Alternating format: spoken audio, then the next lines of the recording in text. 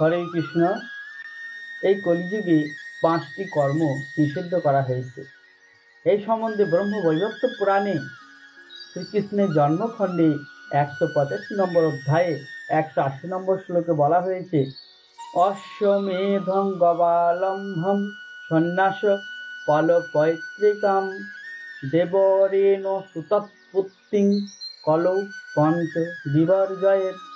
অশ্বমেধং অশ্বমেধ যজ্ঞ, গবালম্ভম গোমেধ যজ্ঞ, সন্ন্যাসং সন্ন্যাস আশ্রম গ্রহণ, ফলপৈতৃকম পিতৃপুরুষদের শ্রাদ্ধে মাংস নিবেদন এবং দেবরেণ সুতৎপুত্তিং দেওরের দ্বারা সন্তান উৎপাদন, এই 5টি কর্ম কলিযুগে নিষিদ্ধ।